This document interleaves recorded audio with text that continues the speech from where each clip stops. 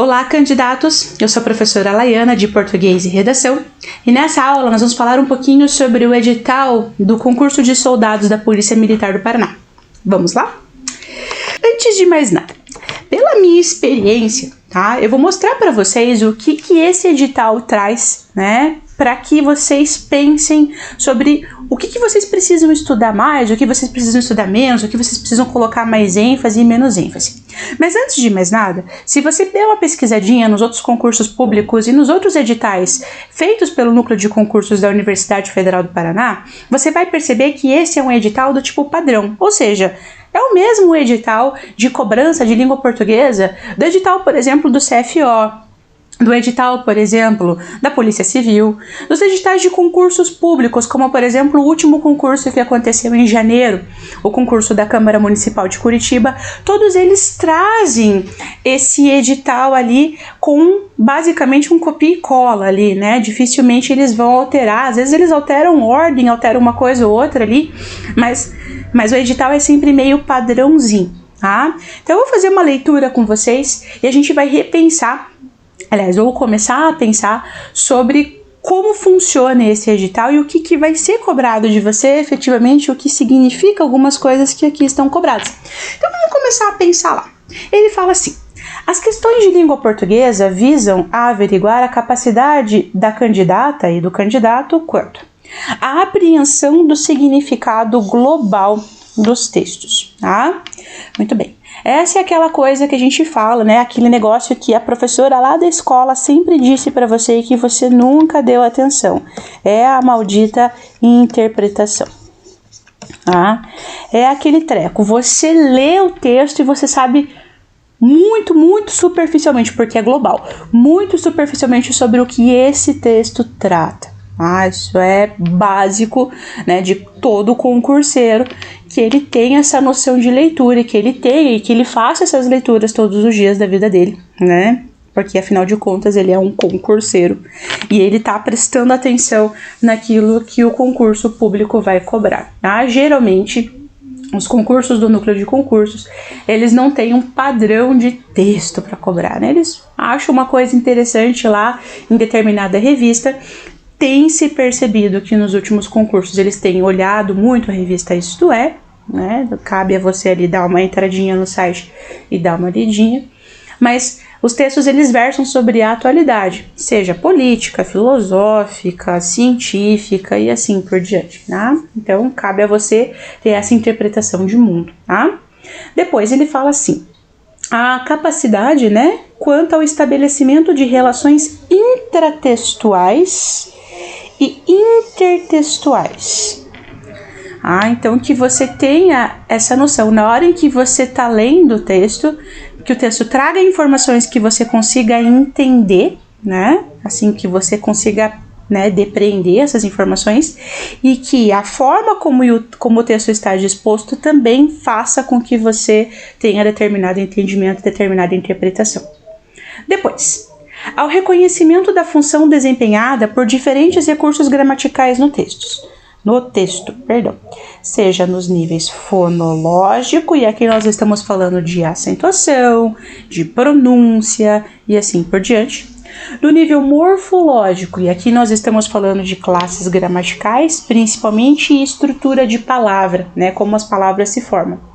Do nível sintático, nós estamos falando da sintaxe, né, da organização frasal, sujeito, predicado e assim por diante. O nível semântico, que é o nível do significado, e textual discursivo, né? Afinal de contas, você está fazendo uma leitura de um texto, né? Também você tem que entender, né, a função desse texto. Tá? Tranquilão? Aqui é nessa parte que a prof vai dizer para você, nós estamos falando basicamente da gramática, tá? Essa é a partezinha que todo mundo acha que não está no edital, mas está, tá? Depois, a apreensão dos efeitos de sentido decorrentes do uso de recursos verbais e não verbais em textos de diferentes gêneros: tiras, quadrinhos, charges, gráficos e infográficos.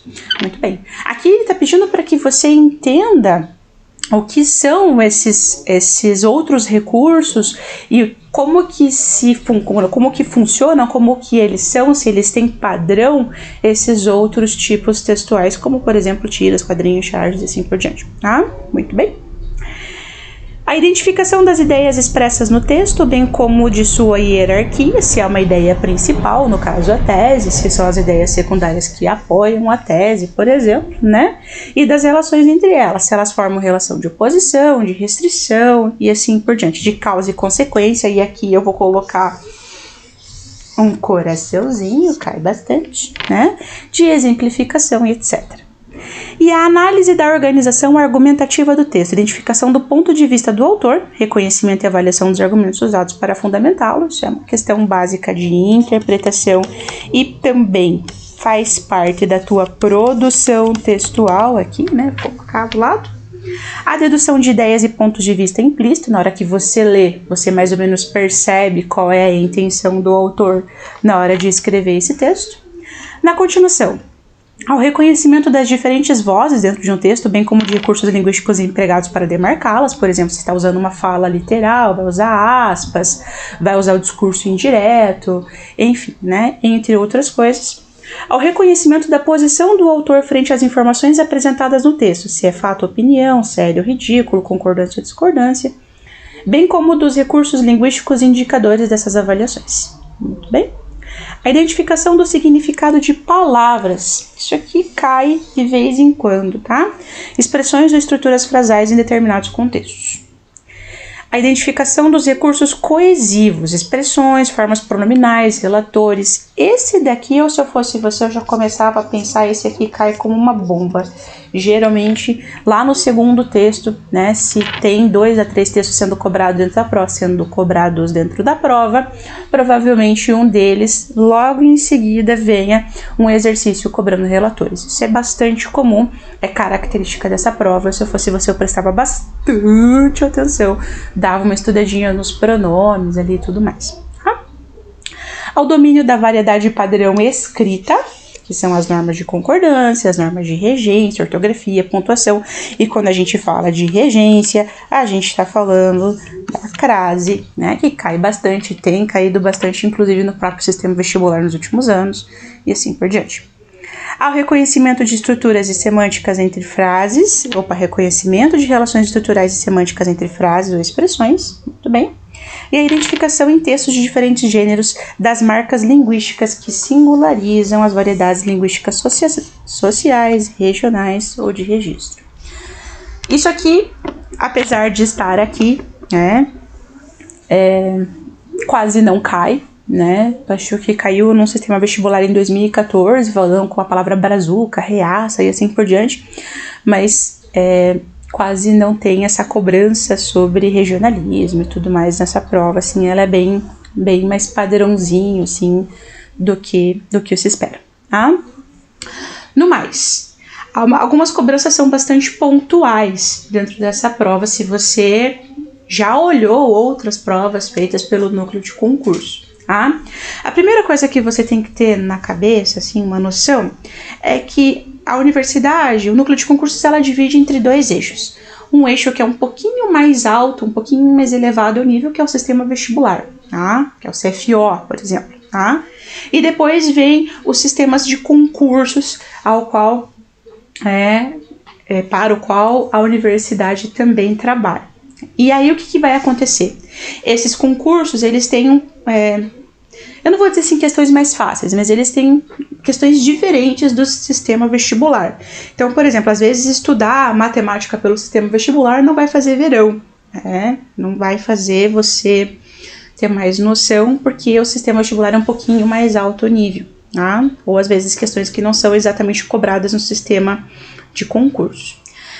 Para a língua portuguesa, uma coisa que tem se percebido é que os concursos, eles cobram questões mais pontuais, por exemplo, um exercício só sobre acentuação, um exercício só sobre crase, um exercício de preencher lacuna com conectores, entre outras coisas, que no sistema vestibular é menos cobrado, tá? Basicamente isso. Então, existe mais cobrança de questões pontuais linguísticas, da gramática principalmente, dentro dos concursos, muito mais do que no sistema vestibular. tá? É por isso que eu falo para vocês que estudar pelas provas do vestibular não faz tanta diferença nesse momento. Estudar pelas provas de concurso, sim, tá? Muito bem. Uma outra coisa que vocês precisam entender é que muitas das questões, elas vêm misturadas, assim, né? A universidade, ela gosta muito de colocar aquelas proposições 1, 2, 3, 4, 1 e 2 estão certas, 2 e 3 estão certas, e assim por diante. Esse tipo de questão, ela é um pouco mais complexa, um pouco mais difícil, e a chance de você errar é alta, né? Porque a gente sempre vai ficar em dúvida entre uma e outra. Então, tomar bastante cuidado com isso, né? Dificilmente ela vai mostrar, assim, tão explicitamente uma questão, assim, aquela, assim, vai ter, né? Uma para você não zerar, na maior parte das vezes. Mas algumas têm essa dificuldade na própria complexidade da questão, tá?